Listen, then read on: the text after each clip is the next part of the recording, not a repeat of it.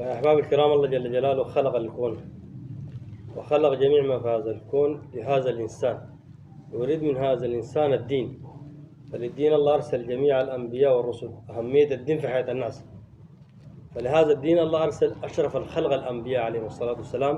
في الأرض الله أرسل 124 ألف نبي ورسول، فقط مقصد واحد. तो शेख फरमाते हैं कि अल्लाह ताला ने दुनिया तमाम दुनिया पैदा किया, तमाम इंसान पैदा किए सिर्फ अपने लिए, अपने मारिफत के लिए। और तो अल्लाह ताला ने इंसान की रहनुमाई के लिए अल्लाह ताला ने 1,24,000 अम्बिया भेजे। तमाम अम्बिया इंसान का जहन्नम से बच जाए, जन्नत बन जाए। فحتى الدين يكون في حياة الناس، الله سبحانه يرسل النبي يسلم النبي. بني إسرائيل في يوم الأكل والتنعيم إذا كان الدين موجود في حياة الناس فالكون يكون باغي. بعدم الدين في حياة الناس فالله يدمر الكون. لهذا الله أرسل الأنبياء बताओ अम्बिया इस्लाम भेजते थे तो अम्बिया इस्लाम मेहनत करते थे, तो बनी इसराइल ने एक दिन में 70 अम्बिया को कत्ल किया। जब दीन होगी तो ये निज़ाम चलेगा, निज़ाम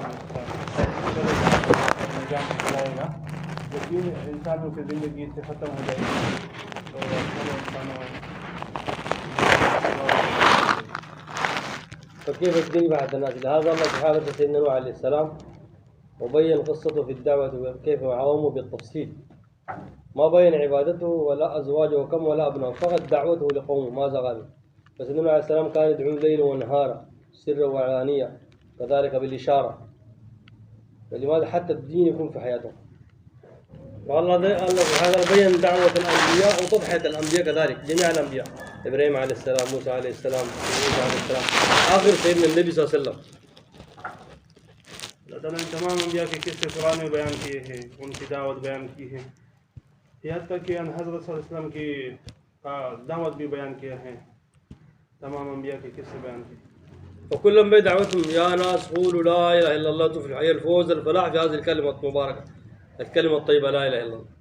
तमाम इस्लाम एक बात की मेहनत करते थे, एक बात की दावत देते थे, ये लोगों तुम ये कलमा पढ़ो तुम कामयाब हो जाओगे, या अय्युहन्नास क़ूलू ला इलाहा इल्लल्लाह तुफ़्लिहू, तुम कामयाब हो जाओगे। فسيدنا النبي عليه السلام كم تجول هذه الكلمة، كان قال يجي كل موسم في الحج سيدنا النبي عليه السلام يسأل إلى الناس في الحج يا ناس ولا تفلحوا، من يأويني من ينصرني حتى ورثوا الجنة. فالنبي عليه السلام كان مرارا عندما اجتهد أهل مكة 10 سنة ثم ذهب إلى الطائف بأقدام النبي عليه الصلاة والسلام، فكان هم وحزن النبي عليه السلام كيف الناس كلهم يقوموا في هذا الرحمة.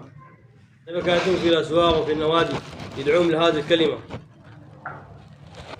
अस्लम यानी हर जगह पे, मेलों पे, हर जगह पे अस्लम कलमे की तरफ लोगों को बुलाते थे, बाजारों में, हर जगह مزنة وعكاز. وكذلك سيدنا النبي عليه السلام عندما اجتهد لهذا الدين وضحى لهذا الدين كان يتجول على القوم، وكان سيدنا الصديق يكون نسابا دليل لهذه الجولة. فهذه الجولة أهميتها في حياة الناس، إذا موجودة الجولة يكون الدين في حياة الناس موجود.